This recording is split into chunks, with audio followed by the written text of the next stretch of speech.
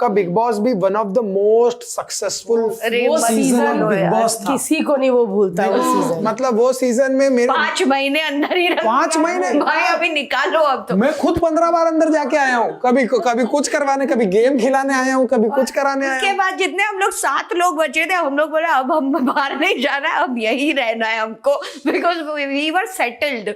हमको पता है मंडे से हम लोगों को झगड़ा करना है, सैटरडे संडे झगड़ा नहीं करते थे, हम आपस में रहते थे।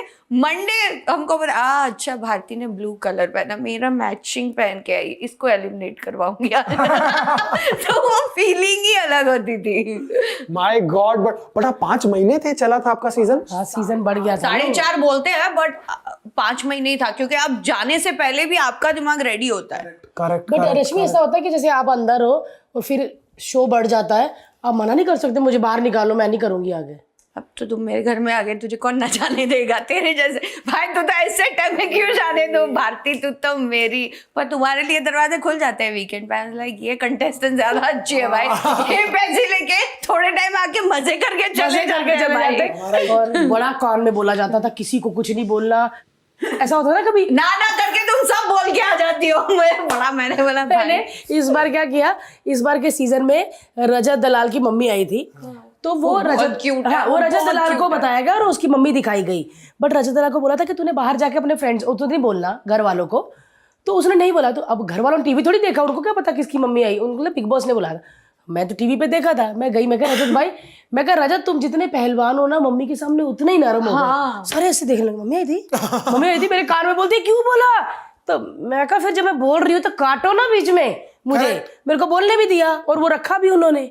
बट उसकी मॉम बहुत क्यूट है, वो ऊपर बैठ के बोलते हैं गोलू कहाँ गया, मुझे वो घोड़े पे बैठा ऊपर, यार देखिए क्यूट लगा। मम्मी चढ़ो मैं आता हूँ बाथरूम करके, वो मम्मी यार चढ़ रही बैठी, उतर जाओ मम्मी, कहती उतर जाओ, कहता नहीं बैठो, अकेले बात कर रही है, अकेले बात करी, हाय कोड़ा उतर जाऊं, कहता नहीं मम्मी, कहती नहीं नाराज तो नहीं हो जाएंगे ये बिग बॉस। अरे कहता वो क्या नाराज होंगे, बेचारी है ना, कहती नीचे उतर जाती है। मैंने ये सीजन पूरा देखा था, मैंने करण के लिए वजह से देखा था, बिकॉज़ आई वर्कड विद करण। मेरा पहला शो था परी हूं मैं, तो वो मेरा पहला हीरो था। करण भी बड़ा पुराना है यार।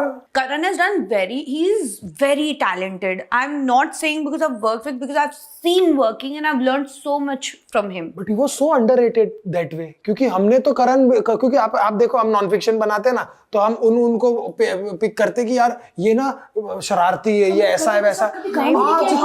आज तक किसी ने He is very spontaneous. You will love him if you have him here. But यार आपका जो सीजन था उसमें 4 महीने बाद जब आप बाहर निकले, 5 महीने बाद जब 5 महीना, आधा साल हो जाता है यार। आधा साल तुम लोग को ऐसा नहीं होता था काम करने के बाद फिर चले जाते थे? डाला था फरवरी में बाहर निकाला था, और उसके बाद पता नहीं क्या प्रकृति का उन्होंने सोचा इनको और डाल दो, तो कोविड डाल दिया, हम लोग फिर लॉक हो गए भाई। But it was very difficult. मतलब मैं तो अपना आराम से रह रही थी, मेरा कोविड बहुत अच्छा गया, टच वुड है।